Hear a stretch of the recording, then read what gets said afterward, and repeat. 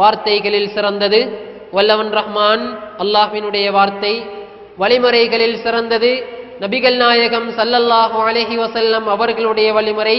காரியங்களில் மிக கெட்டது மார்க்கத்தின் பெயரால் உண்டான கொள்கைகள், கோட்பாடுகள், சித்தாந்தங்கள், தத்துவங்கள். இவைகள் அனைத்தும் வழிகேடுகள். இவற்றை யாரெல்லாம் செய்கின்றார்களோ அவர்களை நரகிலே கொண்டு போய் சேர்க்கும்.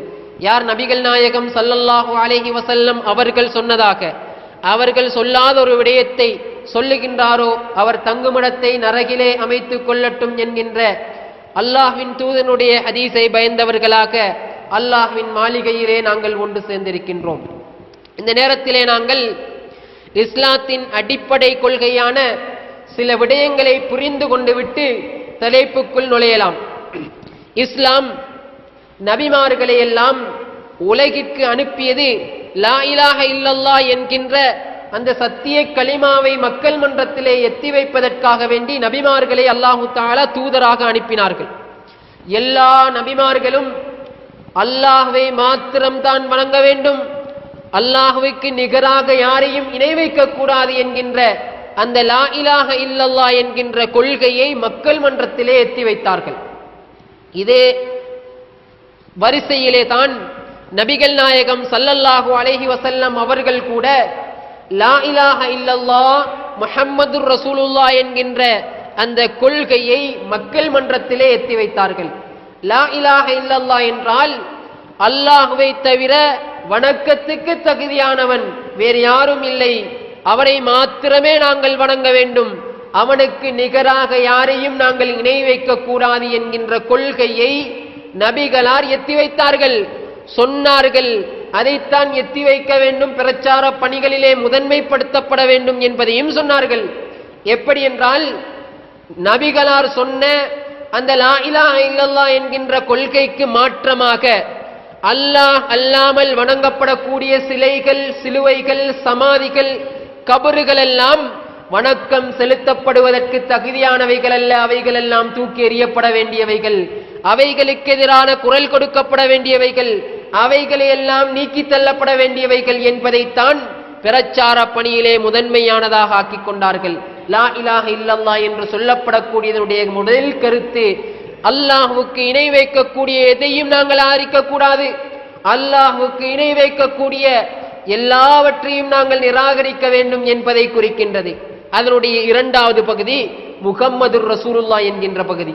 இந்த முஹம்மதுர் ரசூலுல்லாஹ் என்கின்ற பகுதியின் மூலமாக வணக்கத்திற்கு தகுதியானவன் அல்லாஹ்வை தவிர என்று நம்பிய நாங்கள் முஹம்மதுர் ரசூலுல்லாஹ் என்கின்ற பகுதியினூடாக நாங்கள் நபிகளார் சொல்லித் தந்ததை மாத்திரம் வணக்கமாக நாங்கள் அமைத்துக் கொள்ள வேண்டும் என்கிறதை எங்களுக்கு குறித்து காட்டுகின்றது.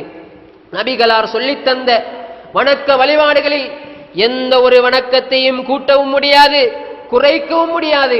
எப்படி சொல்லித் தந்தார்களோ அதே முறை பிரகாரம் அந்த வணக்க வழிபாடுகளை நாங்கள் மேற்கொள்ள வேண்டும் என்பதை இந்த கலிமா எங்களுக்கு உணர்த்தக்கூடியதாக இருக்கின்றது.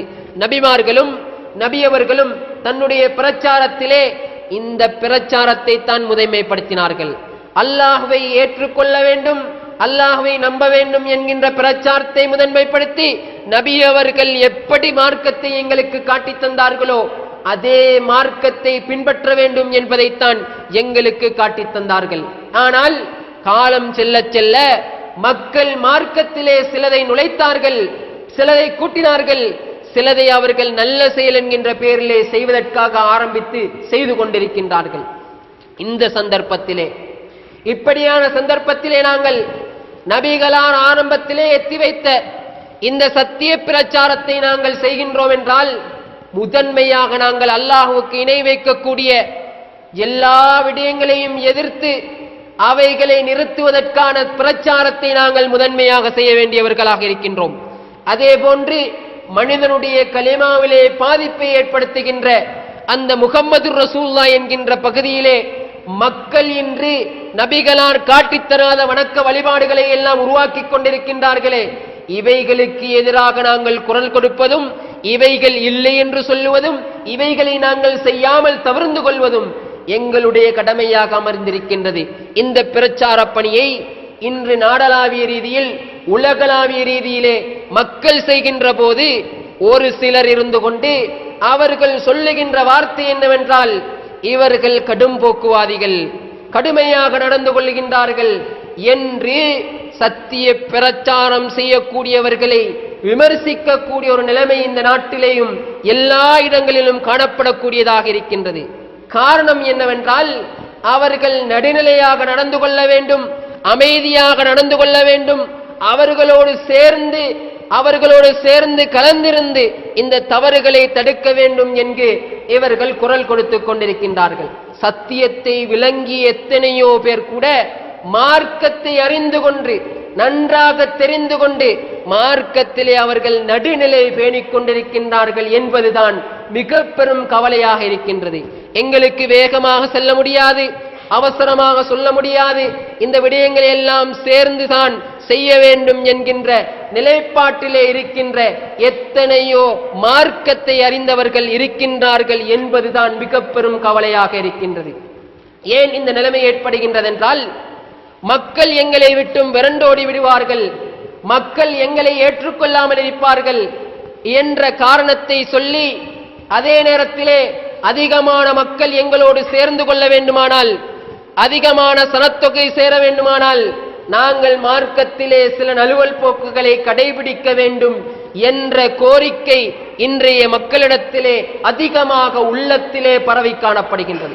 கொள்கை பேசக்கூடிய எத்தனையோ பேரிடத்திலே கூட, வெளிரங்கத்திலே பேசினால் கூட உள்ளத்திலே காணப்படுகின்றது, நாங்கள் எப்படி நடந்து கொண்டால் தான் எங்களுக்கு கிரௌடை சேர்க்கலாம் என்று. நபிகளார் ஒருபோதும் கிரௌடை சேர்க்க வேண்டும், அதிகமானவர்கள் சேர வேண்டும் என்ற எண்ணத்தில் இருக்கவில்லை. ஆனால் சத்தியத்தை அசையாமல் நிலையாக சரியாக சொல்லக்கூடியவர்களாக இருந்தார்கள் என்பதுதான் நபிகளாருடைய வரலாறு எங்களுக்கு படித்து தரக்கூடிய உண்மையாக இருக்கின்றது. இன்றைக்கு எந்த அளவுக்கு இந்த மக்கள் அதிகமானவர்கள் மார்க்கத்திலே நழுவல் போக்கை கடைபிடித்தார்கள் என்றால், சிறுக்கு நடைபெற்றுக் கொண்டிருக்கக்கூடிய இடங்களெல்லாம், அல்லாஹுக்கு இணை வைக்கக்கூடிய இடங்களிலெல்லாம் சென்று கொண்டு அந்த இடத்திலே அவர்களோடு சேர்ந்து இணை வைப்பதை கைகட்டி பார்த்து கொண்டிருக்கின்றார்கள். பித்அத் நடைபெறுகின்ற இடங்களிலே, பள்ளி வாயில்களிலே, தொழுகையிலே அல்லாஹ் ஏற்றுக்கொள்ளுமா ஏற்றுக்கொள்ள மாட்டானா என்று சந்தேகப்படக்கூடிய அளவுக்கு நடைபெறுகின்ற எத்தனையோ தொழுகைகளிலே அவர்களை நல்வழிப்படுத்த வேண்டுமானால் நாங்களும் சேர்ந்து கொண்டுதான் அவர்களை நல்வழிப்படுத்த வேண்டும் என்கின்ற தோரணையிலே என்று அவர்களோடு சேர்ந்து நடந்து கொள்ளக்கூடிய நிலைமை எத்தனையோ பகுதிகளிலே காணப்படக்கூடியதாக இருக்கின்றது.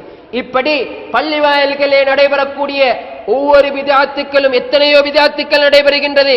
அல்லாஹ்வும் அல்லாஹ்வினுடைய தூதரும் ஒரு பித்அத்தை செய்வதன் மூலமாக அது வழிகேட்டிலே கொண்டு போய் சேர்க்கும், அந்த வழிகேடு நரகிலே கொண்டு போய் சேர்க்கும் என்று சொல்லி இருக்கின்ற அந்த சந்தர்ப்பத்திலே அந்த பித்அத்துக்களை எந்த கணக்கும் இல்லாமல் சில்லறை பிரச்சனையாக நினைத்துக் கொண்டு அவற்றை செய்து கொண்டிருக்கின்றார்கள் என்பதுதான் மிக பெரும் கவலையான ஒரு விடயமாக இருக்கின்றது.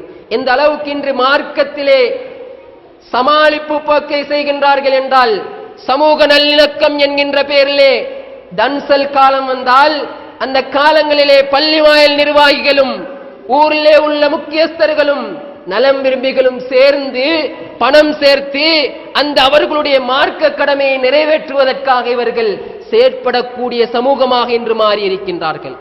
ஏன் சமூக நல்லிணக்கம் என்கின்ற பெயரை சொல்லுகின்றார்கள்?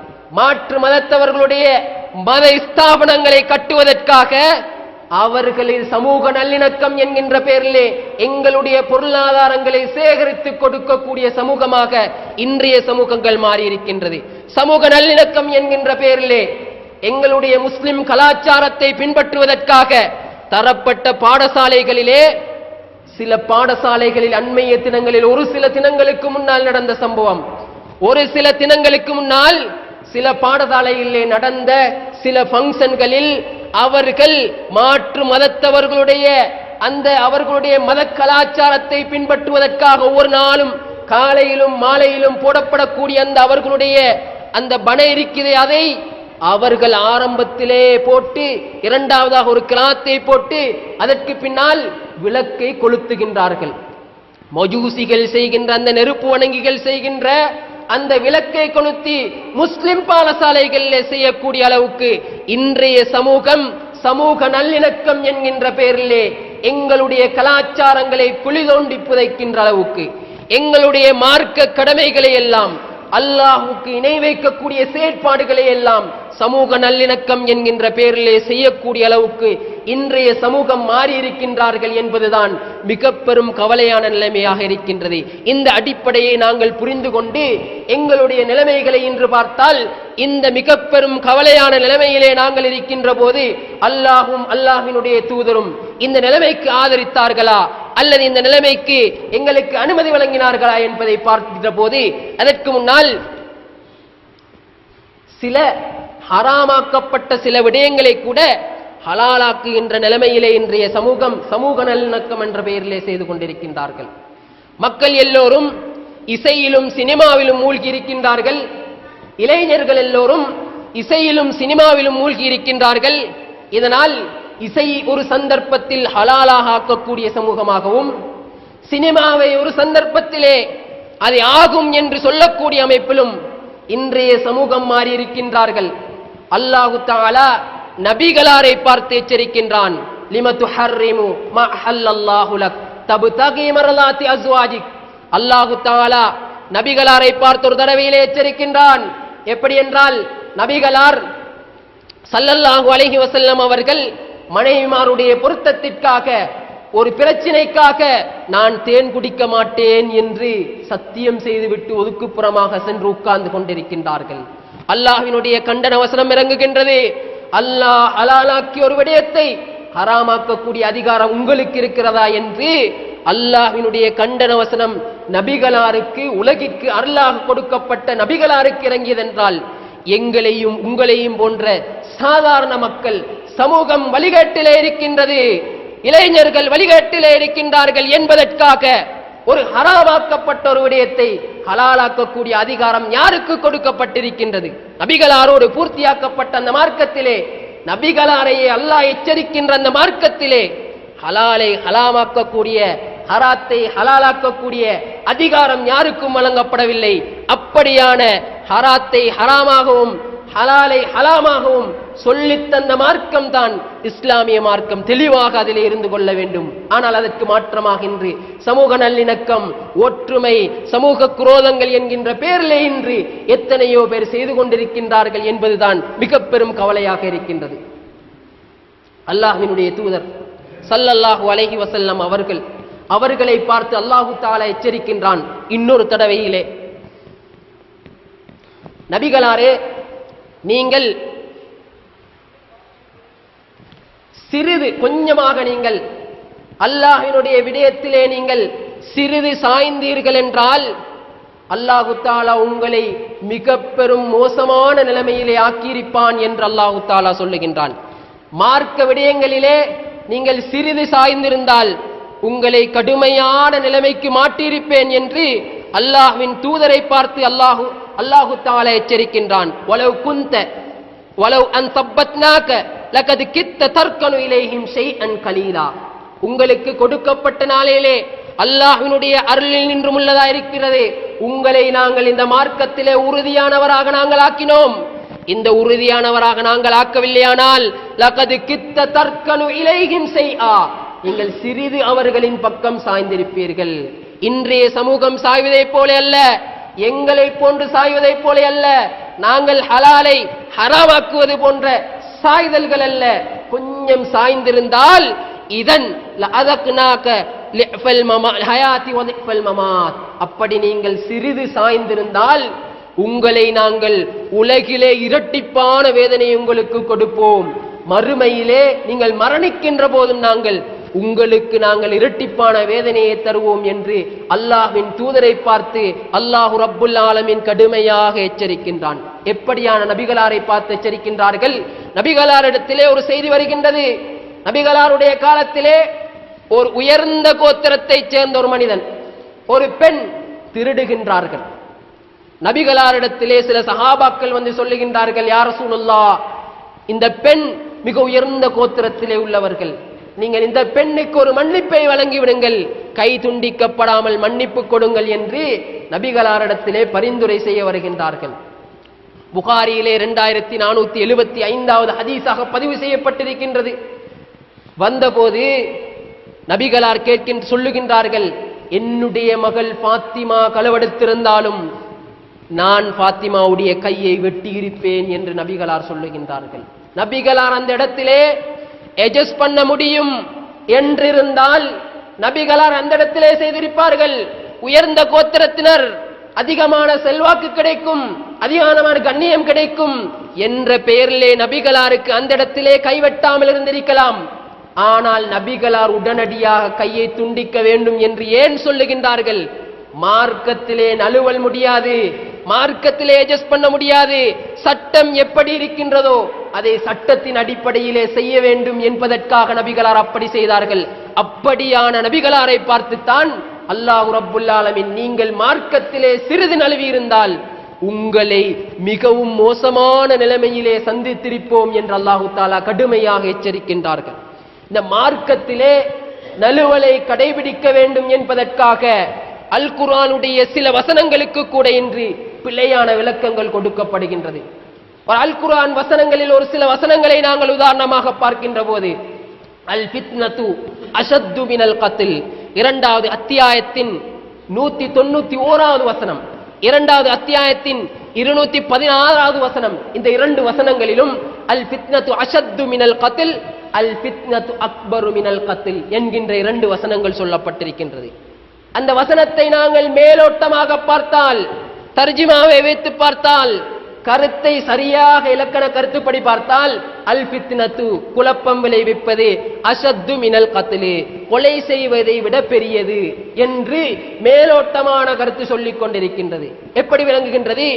இன்றைக்கு கொள்கை பேசக்கூடியவர்கள், மார்க்கத்திலே சிர்க்கையும் பித்அத்துக்களையும் ஒழிக்க வேண்டும் என்று சொல்லக்கூடியவர்கள், இவர்கள் மார்க்கத்திலே இருக்கின்ற பித்அத்துக்களை ஒழிப்பதனூடாக, சிர்க்குகளை ஒழிப்பதனூடாக சிறு சிறு சச்சலவுகள், குழப்பங்கள் ஏற்படுகின்றது. இப்படியான குழப்பங்களினூடாக இவர்கள் செய்வது கொலை செய்வதை விட பெரிய குற்றத்தை செய்கின்றார்கள் என்று சில வசனங்களை அரைகுறையாக வைத்துக் கொண்டு, அரைகுறையாக விளங்கிக் கொண்டு, ஒரு வசனத்தின் முன்பின் பார்க்காமல் நடுவிலே இருக்கின்ற ஒரு துண்டை வைத்துக் கொண்டு ஒரு சிலர் விமர்சித்துக் கொண்டிருக்கின்றார்கள். அல்லாஹு அக்பர். இந்த வசனத்தை முழுமையாக படித்தால் தெளிவாக விளங்கிக் கொள்ளும். தஃப்சீரிலே பார்க்கின்ற போது அல் ஃபித்னா என்பதற்கு இரண்டு கருத்துக்கள் போட்டிருக்கின்றார்கள். ஒன்று சிறுக்கு, இரண்டாவது குஃபுர். கொலை செய்வதை விட சிறுக்கு மிகப்பெரியது, கொலை செய்வதை விட அல்லாஹ்வையும் அல்லாஹ்வினுடைய தூதரையும் நிராகரிப்பது மிகப்பெரியது, குஃபுர் மிகப்பெரியது என்று தஃப்சீருடைய இலக்கண கருத்துப்படி பார்க்கலாம். ஃபாத்தின் என்றால் ஹக்கிலிருந்து ஒரு மனிதனை வழிகெடுக்கக்கூடியவன், அடியார்களை வழிகெடுக்கக்கூடிய சைத்தானுக்கு ஃபித்னாக்காரன் என்று சொல்லக்கூடிய வசனம் பயன்படுத்தப்படுகின்றது. இலக்கணத்தை ஆழமாக ஆய்வு செய்து பார்க்கின்ற போது இந்த வசனத்திலே இன்னொரு விடயத்தை புரிந்து கொள்ள வேண்டும். எந்த சந்தர்ப்பத்திலே இந்த வசனம் இறங்கியது தெரியுமா? நபிகளார் ஸல்லல்லாஹு அலைஹி வஸல்லம் அவர்களையும் முஹாஜிர்களையும் மக்காவிலே இருந்து கடுமையாக துன்புறுத்தி அவர்கள் வெளியேற்றினார்கள். யுத்தம் செய்வதற்கு தடை செய்யப்பட்ட மாதங்களிலே மஸ்ஜிதுல் ஹராமுக்குள்ளே இருந்து யுத்தம் செய்வது, இந்த வசனம் தெளிவாக சொல்லுகின்றது. மஸ்ஜிதுல் ஹராமுக்குள்ளே இருந்து ஒருவன் யுத்தம் செய்வதற்கு வந்தால், காவிர்கள் உங்களை தாக்குவதற்கு வந்தால், அவர்கள் குழப்பம் செய்கின்றார்கள். அந்த நேரத்திலே மஸ்ஜிதுல் ஹராமிலே கொலை செய்ய முடியாது, யுத்தம் செய்வதற்கு தடை செய்யப்பட்ட மாதத்திலே யுத்தம் செய்வது கூடாது. அப்படியான சந்தர்ப்பத்தில் கூட காவிர்கள் அத்துமீறி உங்களை கொலை செய்ய வந்தால் அவர்கள் குழப்பம் விளைவிக்கின்றார்கள். எனவே அந்த நேரத்திலே குழப்பம் விளைவிப்பது அவர்களை கொலை செய்வதை விட பெரியது, நீங்கள் அவர்களை கொலை செய்யுங்கள் என்பதை அல்லாஹு தஆலா நபி அவர்களுடைய சமுதாயத்தினருக்கும் சஹாபாக்களுக்கும் சொல்லுகின்றார்கள் என்கின்ற வசனத்தின் ஒரு தொங்கலை பிடித்துக் கொண்டு, வசனத்தின் முன்பின் பார்க்காமல் ஒரு துண்டை வசன நடையின் கருத்திலே பார்த்து கொண்டு குழப்பம் விளைவிப்பவர்கள் என்று இந்த கொள்கை பேசக்கூடிய, சத்தியத்தை சொல்லக்கூடிய, மார்க்கம் பேசக்கூடிய, கலிமாவுக்காக போராடக்கூடிய, கலிமாவின் இரண்டாவது பகுதியை மக்கள் மன்றத்திலே நிலைநிறுத்தக்கூடிய எங்களை பார்த்து விமர்சிக்கின்றார்கள் என்றால் இந்த வசனத்தை எப்படி மோசமாக பயன்படுத்தி இருக்கின்றார்கள் என்பதை நாங்கள் புரிந்து கொள்ள வேண்டும். இன்னொரு ஆதாரத்தை முன்வைக்கின்றார்கள். எப்படி என்றால், நழுவல் போக்கை கடைபிடிப்பதற்காக, மார்க்கத்திலே அட்ஜஸ்ட் பண்ணுவதற்காக இன்னொரு விடயத்தை சொல்லுகின்றார்கள். எப்படி? நபிகளார் மக்காவை வெற்றி கொண்ட பின்னால் காபாவின் அடிச்சுவட்டை கட்டினார்கள். காபா கட்டப்பட்டிருக்கின்றது. காபாவினுடைய அடிச்சுவடு இப்ராஹிம் அலைஹிஸ்ஸலாம் அவர்கள் கட்டப்பட்ட அந்த அடிச்சுவற்றிலே இந்த மக்கள் மார்க்கத்தை விட்டும் விரண்டோடாமல் இருப்பார்கள் என்றால் நாங்கள் இந்த இப்ராஹிம் அலைஹிஸ்ஸலாம் அவர்களுடைய இந்த அடிச்சுவட்டிலே கட்டியிருப்பேன், இந்த மக்கள் புதிதாக இஸ்லாத்தை ஏற்றுக்கொண்டார்கள் என்பதற்காக நான் இதை விட்டு விடுகிறேன் என்று நபிகளார் சொன்னார்கள். இதை வைத்துக் கொண்டு நபிகளாரும் விட்டுக் கொடுத்திருக்கின்றார்கள் தானே, மார்க்கத்திலே விட்டுக் கொடுத்திருக்கின்றார்களே, எனவே ஏன் உங்களுக்கு மார்க்கத்திலே இருக்கின்ற ஒரு கடமையை விட்டுக் கொடுக்க முடியாது என்று எங்களை பார்த்து கேட்கின்றார்கள். அல்லாஹு அக்பர். நன்றாக புரிந்து கொள்ள வேண்டும். இந்த வசனத்திலே, இந்த சம்பவத்திலே, இந்த ஹதீஸிலே நபிகளார் ஒரு விடயத்தை ஆதரவு வைக்கின்றார்கள். நபிகளாருக்கு விருப்பமாக இருக்கின்றது இப்ராஹிம் அலைஹிஸ்ஸலாம் அவர்களுடைய அடிச்சுவட்டிலே கட்ட வேண்டும் என்று. ஆனால் அல்லாஹ் அதை கடமையாக அவருக்கு கொடுக்கல. அல்லாஹ் கடமையாக கொடுத்திருந்தால் நபிகளார் நிச்சயமாக செய்துதான் இருப்பார்கள்.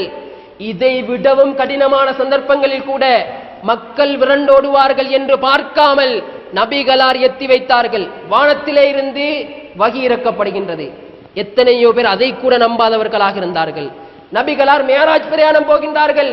ஒரே நாளையிலே, ஒரே இரவையிலே மக்காவிலிருந்து பைத்துல் முகத்திஸ் சென்று பைத்துல் முகத்திஸிலிருந்து அல்லாஹ்வை சந்தித்து விட்டு தொழுகையோடு வருகின்றார்கள். எப்படி பாரதூரமான ஒரு சம்பவம்! நபிகளாருக்கு மறைத்திருக்கலாம்.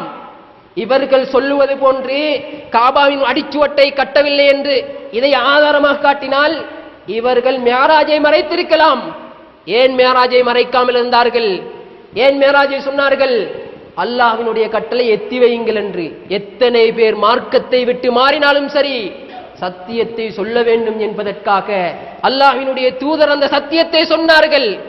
இதே போல இந்த காபாவை கட்டுகின்ற விடயத்தை கூட அல்லாஹ்வினுடைய கட்டளையாக நபிகளாருக்கு சொல்லப்பட்டிருந்தால் காபாவின் அடித்தட்டை, காபாவை நீங்கள் இப்ராஹிம் அலைஹிஸ்ஸலாம் அவருடைய அடித்தட்டிலே நீங்கள் கட்டுங்கள் என்று நபிகளாருக்கு அல்லாஹ்வினுடைய கட்டளை வந்திருந்தால் ஒருபோதும் யாரு மாறுவார் என்பதை பார்த்திருக்க மாட்டார்கள்.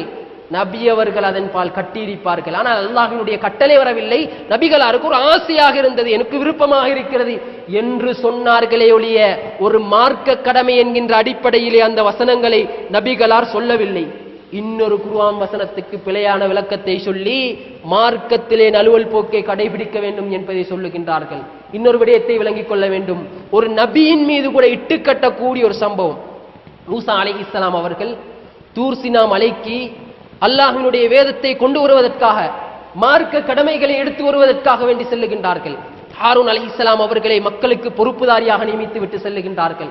திரும்பி வருகின்ற போது, மூசா அலைஹிஸ்ஸலாம் வருகின்ற போது மக்கள் எல்லோரும் காளை மாட்டை வணங்கிக் கொண்டிருக்கின்றார்கள். இவர்கள் சொல்லுவது போன்று ஹாரூன் அலைஹிஸ்ஸலாம் கைகட்டி பார்த்திருந்தார்கள் என்பது போன்று ஒரு நபியின் மீது இட்டு கட்டுகின்றார்கள். ஹாரூன் அலைஹிஸ்ஸலாம் அவர்கள் பார்த்து கொண்டு மெதுவாக இருந்தார்கள்.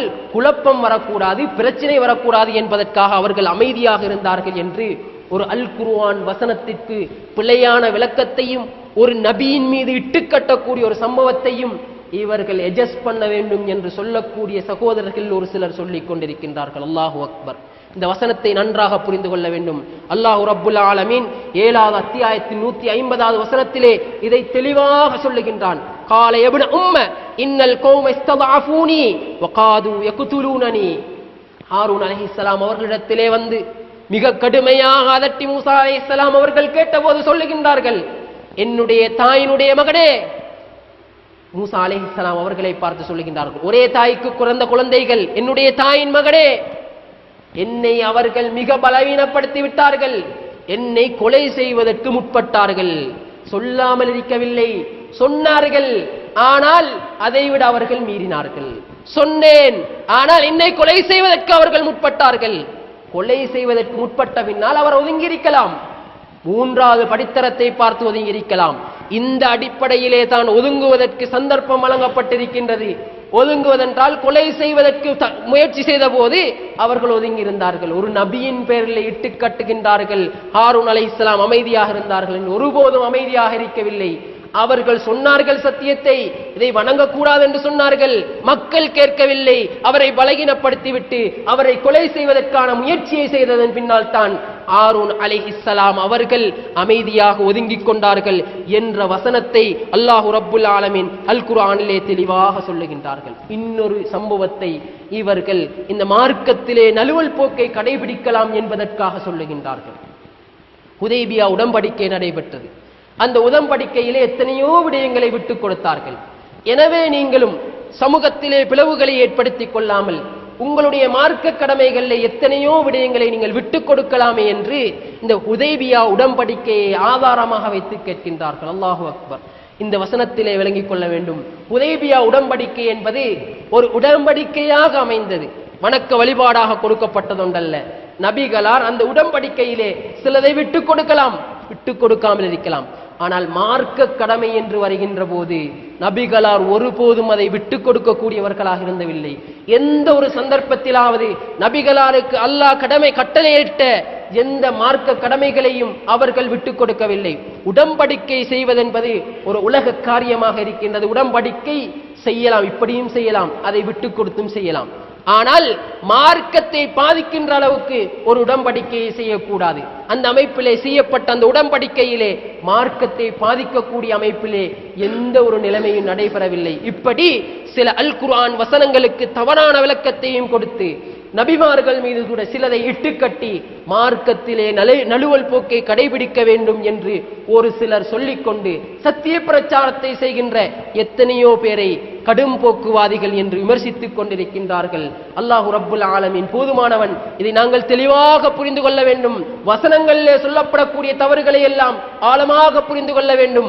மார்க்கத்திலே எந்த ஒரு சந்தர்ப்பத்தில் கூட நழுவல் போக்கை கடைபிடிப்பதற்கு எங்களுக்கு எந்த சந்தர்ப்பமும் வழங்கப்படவில்லை. நபிகளாருக்கு கூட நழுவல் போக்கை கடைபிடிக்க கூடாது, நீங்கள் அட்ஜஸ்ட் பண்ணக்கூடாது என்று அல்லாஹு ரப்புல் ஆலமீன் எச்சரிக்கின்றான். அந்த எச்சரிக்கையை நாங்கள் வாழ்க்கையிலே கடைபிடிக்க வேண்டும்.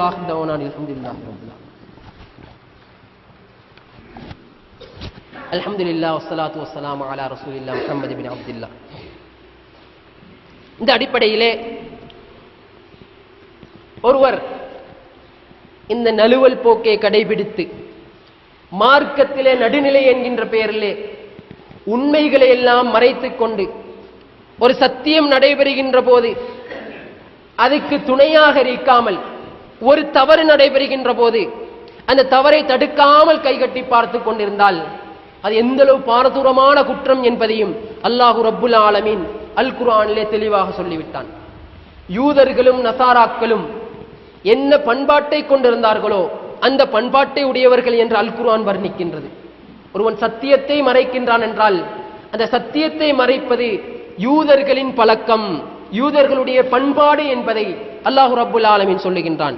வலா தல்பிசுல் ஹக்க பில் பாத்தில் வ தக்துமுல் ஹக்க வ அன்தும் தஅலமூன். தெரியாமல் ஒருவன் மறைக்கின்றான் என்றால் அது வேறு தகவல், அவனுக்கு தெரியாது. உண்மையிலே சத்தியத்தை தெரிந்து கொண்டு இதுதான் உண்மை என்று தெரிந்து கொண்டு, இது பிழை என்று தெரிந்து கொண்டு, இது தவறு என்று தெரிந்து கொண்டு, இது பித்அத் என்று தெரிந்து கொண்டு, இது அல்லாஹ்வுக்கு இணை வைப்பது என்று தெரிந்து கொண்டு, இதை முதன்மைப்படுத்தப்பட வேண்டும் என்பதை தெரிந்து கொண்டு ஒருவன் தெரிந்து கொண்டே மறைக்கின்றான் என்றால் அது யூதர்களின் பழக்கம் என்பதை 2வது அத்தியாயத்தின் 42வது வசனத்திலே அல்லாஹ் ரப்புல் ஆலமீன் சொல்லுகின்றான். வலா தல்பிசுல் ஹக்க பில் பாத்தில் வ தக்துமுல் ஹக்க வ அன்தும் தஅலமூன். நீங்கள் சத்தியத்தையும் அசத்தியத்தையும் கலந்து விட வேண்டாம், உண்மையை பொய்யோடு கலந்து விட வேண்டாம், நீங்கள் அறிந்து கொண்டே சத்தியத்தை மறைக்கவும் வேண்டாம். இன்னொரு வசனத்திலே யா அஹ்லல் கிதாப், வேதக்காரர்களே என்று அவர்களை அழைத்து அல்லாஹ் ரப்புல் ஆலமீன் சொல்லுகின்றான். வலா தல்பிசுல் ஹக்க பில் பாத்தில் வ தக்துமுல் ஹக்க வ அன்தும் தஅலமூன். நீங்கள் சத்தியத்தையும் அசத்தியத்தையும் கலந்து விட வேண்டாம், உண்மையை அறிந்து கொண்டே நீங்கள் சத்தியத்தை மறைக்க வேண்டாம்.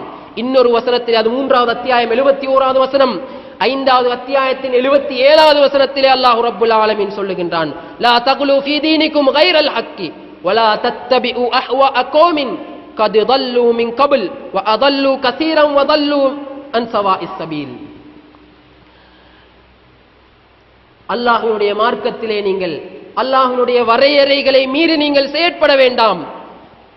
உண்மையான சத்தியத்தை தவிர வேறெதிலும் நீங்கள் மார்க்கம் என்கின்ற பெயரிலே நீங்கள் வரையறை மீறி செய்ய வேண்டாம். வலா தத்தபிஉ அஹ்வா கௌமின் கத் ضلوا من قبل. உங்களுக்கு முன்னால் வழிகட்ட கூட்டத்தாரை நீங்கள் அவர்களை பின்பற்ற வேண்டாம். அந்த யூதர்களையும் நசாராக்களையும் அவர்கள் எப்படி சத்தியத்தை மறைப்பதற்கு ஆதாரங்களை பயன்படுத்தினார்களோ, அவர்கள் எப்படி சத்தியத்தை மறைத்தார்களோ, இதே போல் நீங்கள் முன் சென்ற சமுதாயத்தினுடைய மனோ இச்சைகளை நீங்கள் பின்பற்ற வேண்டாம். அவர்கள் என்ன செய்தார்கள் என்றால் இந்த சத்தியத்தை மறைப்பதினூடாக அவர்களும் வழிகெடுத்தார்கள், மக்களையும் வழிகெடுத்துக் கொண்டிருந்தார்கள். இப்படி நீங்கள் சத்தியத்தை மறைப்பதனூடாக யூத நசாராக்களுக்கு ஒப்பாகி நீங்களும் வழிகட்டு அவர்களையும் வழிகெடுக்க வேண்டாம் என்று அல்லாஹ் ரப்புல் ஆலமீன் கடுமையாக எச்சரிக்கின்றார்கள். அதேபோல் அல்லாஹ் ரப்புல் ஆலமீன் இன்னொரு வசனத்திலே சொல்லுகின்றான், இன்னல்லதீன யக்துமூன மா அன்ஸல்னா மினல் கிதாபி வயஸ்தரூன பிஹி தமனன் கலீலா உலாயிக மா யக்குலூன ஃபீ புதூனிஹிம் இல்லன் நார் வலா யுகல்லிமுஹுமுல்லாஹு யௌமல் கியாமத்தி வலா யுஸக்கீஹிம் வலஹும் அஸாபுன் அலீம். ஒரு சிலர் அவர்கள் எப்படிப்பட்டவர்கள் என்றால் மார்க்கத்தை மறைக்கின்றார்கள். வயஸ்தரூன பிஹி தமனன் கலீலா, சொற்ப இலாபங்களுக்காக. ஒரு சிலர் இன்று சத்தியத்தை மறைத்துக் கொண்டிருக்கின்றார்கள். வயிறு வளர்ப்பதற்காக அவர்கள் பள்ளிவாயிலிருந்து நான் வெளியேற்றப்படுவேன், சத்தியத்தை சொன்னால் இது பிழை என்று சொன்னால் எனக்கு இங்கே தொழில் வாய்ப்பு கிடைக்காது என்பதற்காக எத்தனையோ பேர் என்று சத்தியத்தை மறைத்துக் கொண்டிருக்கின்றார்கள். ஏன், எனக்கு 3 குழந்தையே, எனக்கு 2 பிள்ளை இருக்குது, நான் வெளியே போனால் என்ன தொழில் செய்வது, எனவே நான் இவர்கள் சொல்லுவது போன்று கேட்டு நான் இதை செய்து கொண்டிருப்பேன் என்று பிழையை தெரிந்து கொண்டு செய்து கொண்டிருக்கின்றார்கள். ஒன்று அவர்கள் சத்தியத்தை மறைப்பது வயிறு வளர்ப்பதற்காக, இன்னும் ஒரு சிலர் அவர்கள் சத்தியத்தை மறைத்துக் கொண்டிருக்கின்றார்கள். எதற்காக? சொற்ப இலாபங்களுக்காக. பட்டம் பறிபோய்விடுமே, பதவிகள் பறிபோய்விடுமே, சமூகத்திலே உள்ள அந்தஸ்துக்கள் இல்லாமல் போய்விடுமே, சமூகத்திலே உள்ள கௌரவங்கள் மரியாதைகள் குறைந்து விடுமே, என்னை மரியாதைக்கு இல்லாதவனாக கணக்கெடுப்பானே, என்னை சமூகத்திலே எனக்கு இருக்கின்ற அந்தஸ்து இல்லாமல் போய்விடுமே என்பதற்காக நான் இவ்வளவு கௌரவமானவனாக இருக்கின்றேன், சமூகத்திலே அந்தஸ்துள்ளவனாக இருக்கிறேன், நான் நிர்வாகத்திலே இருக்கின்றேன், தூக்கி வெளியே போடப்படுவேன் என்று சொற்ப இலாபங்களுக்காக சத்தியத்தை மறைத்துக் கொண்டிருக்கின்றார்கள். இப்படி சத்தியத்தை யாரெல்லாம் என்ன காரணத்திற்காக உண்மை என்று தெரிந்து கொண்டு அதை மறைத்துக் கொண்டிருக்கின்றார்களோ இவர்கள் சாப்பிடுவதெல்லாம் நெருப்பைத்தான் சாப்பிட்டுக் கொண்டிருக்கின்றார்கள். வலா யுகல்லிமுஹுமுல்லாஹு யௌமல் கியாமத்தி, அல்லாஹ் ரப்புல் ஆலமீன் நாளை மறுமையிலே இவர்களோடு பேச மாட்டான். வலா யுஸக்கீஹிம், அவர்களை அல்லாஹ் ரப்புல் ஆலமீன் தூய்மைப்படுத்தவும் மாட்டான். வலஹும் அஸாபுன் அலீம், அவர்களுக்கு கடுமையான வேதனை இருக்கின்றது என்று அல்லாஹ் ரப்புல் ஆலமீன் கடுமையாக எச்சரிக்கின்றான். உண்மை என்ற ஒரு விடயம் தெரிந்தால் அதை உடனடியாக சொல்ல வேண்டும். அதை சொல்லாமல் மறைத்துக் கொண்டிருப்பதனால் நாளை மறுமையிலே இப்படியான ஒரு நிலைமை அந்த மனிதர்களுக்கு ஏற்பட்டு வருகின்றது. அல்லாஹ் ரப்புல் ஆலமீன் அவர்களுடைய தூதரின் மூலமாக எங்களுக்கு சொல்லித் தந்திருப்பது, ஒரு மனிதன் ஒரு தவறை கண்டால் 3 படித்தரங்கின் மூலமாக அவனை தடுத்து விட வேண்டும். முதலாவது படித்தரம், அடித்து திருத்த முடியுமா?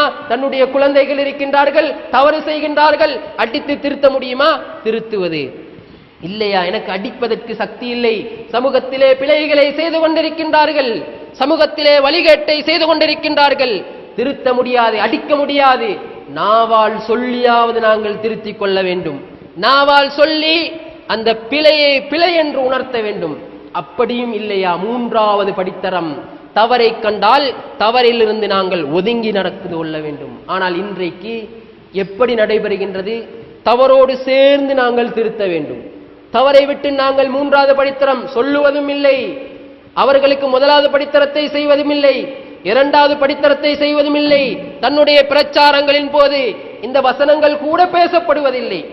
ஒரு பிழை நடைபெறுகின்றது, ஆனால் அந்த பிழையை பற்றி பேசுவதில்லை. இன்றைக்கு நமது நாட்டிலே எத்தனையோ வழிகட்ட கொள்கைகள் பரவிக்கொண்டிருக்கின்றது. காதியானிகளின் பரவுதல் மிக வேகமாக இருக்கின்றது, ஷியாக்களின் பரவுதல் மிக வேகமாக இருக்கின்றது, இன்னும் எத்தனையோ வழிகட்ட கொள்கைகள் பரவிக்கொண்டிருக்கின்றது. ஆனால் அவற்றை பற்றி வாய் திறந்து பேச மாட்டார்கள். ஆனால் சத்தியத்தை பேசுபவர்களுக்கு எத்தனையோ விமர்சனங்களை செய்து கொண்டிருப்பார்கள். தன்னுடைய உரைகளின் மூலமாக, நாவல்களின் மூலமாக, பத்திரிகைகளின் மூலமாக, இணைய தளங்களின் மூலமாக விமர்சித்துக் கொண்டிருக்கின்றார்களே ஒழிய சத்தியத்துக்கு எதிராக குரல் கொடுக்கக்கூடிய வழிகட்ட கொள்கைகளை பற்றி எந்த ஒன்றும் பேசுவதில்லை. கடைசி படித்தரத்தை பார்ப்போமே, ஒதுங்கி இருக்கின்றார்களா என்று கேட்டால் அதை கூட செய்வதில்லை. சேர்ந்துதான் திருத்த வேண்டும் என்ற பெயரிலே அவர்களோடு சேர்ந்து கொண்டு தாங்களும் தவறை செய்து அவர்களையும் வழிகெடுத்துக் கொண்டிருக்கின்றார்கள். தவறுக்கு ஆதரவாக இருக்கின்றார்கள், தவறு செய்பவர்களோடு துணையாக இருக்கின்றார்கள். அல்லாஹ் ரப்புல் ஆலமீன் போதுமானவன். யாரெல்லாம் இந்த நிலைப்பாட்டில் இருக்கின்றார்களோ, நான் செய்வது தவறு என்பதை உணர்ந்து கொள்ள வேண்டும், உணர்ந்து கொண்டு அந்த தவறுகளிலிருந்து திருந்துவதற்கான முயற்சியை செய்ய வேண்டும். இந்த தவறுகளிலிருந்து இன்னும் நாங்கள் தொடர்ந்திருந்தோமே ஆனால் அல்லாஹ் போதுமானவன். இந்த தவறுகளுக்கு மிக பெரும் தண்டனைகள் எங்களுக்கு இருக்கின்றது. நாங்கள் இலகுவாக நினைக்கலாம், சாதாரண விடயமாக நினைக்கலாம். ஆனால் அல்லாஹு தஆலா கடுமையாக எச்சரிக்கின்றான். அல்லாஹு ரப்புல் ஆலமீன் நாளை மறுமையிலே பார்க்க மாட்டான் என்றால் அல்லாஹ்வினுடைய பார்வை கூட எங்களுக்கு கிடைக்காதென்றால் அல்லாஹ்வினுடைய அந்த நாளையிலே நாங்கள், அந்த மறுமை நாளையிலே நாங்கள் மிக மோசமாக கேவலப்படுத்தக்கூடியவர்களாக மாறிவிடுவோம் என்பதில் எந்த சந்தேகமும் இல்லை. எனவே நாங்கள் எதெல்லாம் சத்தியமாக தெரிந்தோமோ அதை நாங்கள் எத்தி வைக்க வேண்டும். இன்னொரு விடயத்தை புரிந்து கொள்ள வேண்டும். தெளிவாக சிலர் சொல்லுகின்றார்கள், தெளிவாக மார்க்கத்தை படித்தால் மாத்திரம் தான் சொல்ல வேண்டும் என்று. நபிகளார் அப்படி சொல்லவில்லை.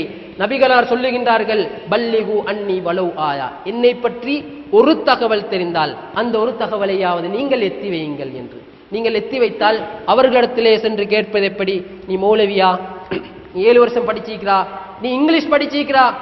நீ என்ன படிச்சிருக்கிற? உனக்கு என்ன தராதரம்? நீ ஓலவல் படிச்ச மாணவன், நான் மௌலவி, நான் ஷேக், என்னோடு நீ பேசுவதற்கு தகுதி இல்லை என்று சொல்லக்கூடிய சமூகமாக இன்று இருக்கின்றார்கள் என்பதுதான் மிக பெரும் கவலை. அந்த நிலைமை இல்லாமல் ஒரு விடயத்தை யார் சொன்னாலும் பார்க்க வேண்டாம். யார் சொன்னாலும் சரி, மார்க்கமாக இருந்தால், சரியானதாக இருந்தால், தெளிவான ஆதாரமாக இருந்தால் அதை எடுத்துக் கொள்ளுங்கள். யார் என்று பார்த்து மௌலவியாக இருந்தால் மாத்திரம்தான் எடுத்துக்கொள்வது. ஸ்கூல்லே படிக்கக்கூடிய மாணவன், ஓ லெவல் செய்தவன், ஏ லெவல் செய்யாத ஒருவன் எங்களிடத்திலே மார்க்கம் சொல்லித் தருகின்றான் என்பதற்காக அதை எடுத்துக்கொள்ள முடியாதென்றால் அல்லாஹு ரப்புல் ஆலமீன் எங்களுக்கு தந்த ஆயத்துல் குர்ஆன் கூட அல்லாஹ் தஆலா யாரின் மூலமாக தந்தான்? எங்களுக்கு ஷைத்தான் தான் அதை கற்றுக் கொடுத்தான். மார்க்கத்திலே ஷைத்தான் சொன்னாலும் மார்க்கமாக இருந்தால், சத்தியமாக இருந்தால், சரியானதாக இருந்தால் எடுத்துக்கொள்ள வேண்டும் என்பதை அந்த ஷைத்தானுடைய வரலாறு எங்களுக்கு உணர்த்தி கொண்டிருக்கின்றது. அந்த அடிப்படையிலே ஒருவன் மார்க்கத்தை சொல்லுகின்ற போது அவனிடத்திலே தராதரம் கேட்டு மார்க்கத்தை சொல்லுமாறு நபிகளார் சொல்லவில்லை. நபிகளார், சஹாபாக்கள் எந்த ஜாமியாவிலே படித்தார்கள்? நபிகளாரும் சஹாபாக்களும் எந்த பாடசாலையிலே கற்றார்கள்? நபிகளாருடைய மஜ்லிஸிலே இருந்துதான் மார்க்கத்தை கற்றார்கள். மார்க்கத்தை கற்பதற்கு என்னை போன்ற தரம் ஷேகா இருக்கணும், மௌலவியா இருக்கணும் என்று சிலர் சொல்லுவது மிக பெரும் பிழையான வார்த்தை. யார் சொன்னாலும் உடனடியாக கேளுங்கள் இதற்கு என்ன ஆதாரம் என்று. நாங்கள் ஆதாரம் கேட்டால், ஆதாரம் கேட்கக்கூடிய நேரத்திலே ஆதாரம் கேட்பவர்களை விமர்சிக்கிறோம். எப்படி சொல்லுகிறோம்? அறப்படித்தவன் என்று சொல்லுகிறோம். மோசமான வார்த்தைகளை பேசுகிறோம்.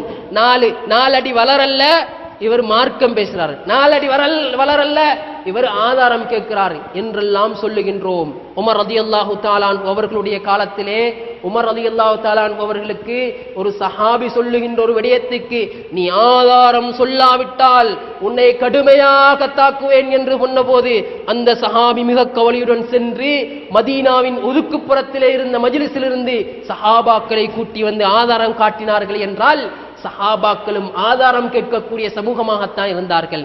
நாளை மறுமையிலே உலகிலே ஆதாரம் கேட்ட கூட்டம், நாளை மறுமையிலே அல்லாஹு ரப்புல் ஆலமீன் சிராத் பாலத்தின் முன்னால் வந்து நிற்கின்ற போது அல்லாஹ்விடத்திலே கேட்பார்கள், நீதான் இறைவன் என்பதற்கு எங்களுக்கு ஆதாரத்தை காட்டுவாயாக என்று உலகிலே ஆதாரம் கேட்ட அந்த கூட்டத்தார் நாளை மறுமையிலே அல்லாஹ்விடத்திலே ஆதாரம் கேட்பார்கள் என்றால் ஆதாரத்தோடு தான் நாங்கள் எதையும் செய்ய வேண்டும் என்பதை எங்களுக்கு குறித்து காட்டுகின்றது. அதற்காக நாங்கள் சாதாரண ஒருவர் சொல்லுகின்றார் என்பதற்காக மார்க்கத்தை ஏற்றுக்கொள்ள முடியாது என்பதில்லை. நீ சொல்லுவதற்கு ஆதாரத்தை காட்டு, நான் பார்த்துவிட்டு சரியாக இருந்தால் ஏற்றுக்கொள்வேன் என்றுதான் நாங்கள் சொல்ல வேண்டுமே ஒழிய, என்னை போன்று படித்தால் தான் நான் உன்னுடைய மார்க்கத்தை ஏற்றுக்கொள்வேன், என்னுடைய தகுதிக்கு வந்தால் தான் நீ சொல்வதை நான் கேட்பேன் என்றெல்லாம் விதண்டாவாதம் புரிவதற்காக அனுப்பப்பட்ட மார்க்கம் அல்ல இந்த மார்க்கம். நபிகளார் சொல்லித் தந்தது ஒரு விடயமாக இருந்தால் கூட அதை எடுத்து நடக்க வேண்டும் என்பது. அந்த அடிப்படையிலே மார்க்கம் என்கின்ற பெயரிலே ஒரு விடயம் வந்தாலும் அதை எடுத்து நடப்பது, ஒரு விடயமாக இருந்தாலும் மறைக்காமல் எத்தி வைக்கக்கூடிய கூட்டத்திலே நம் அனைவரையும் அல்லாஹ் ரப்பில் ஆலமீன் ஆக்கி அருள்வானாக. வ ஆகிரு தஅவானா அனில் ஹம்துலில்லாஹி ரப்பில் ஆலமீன்.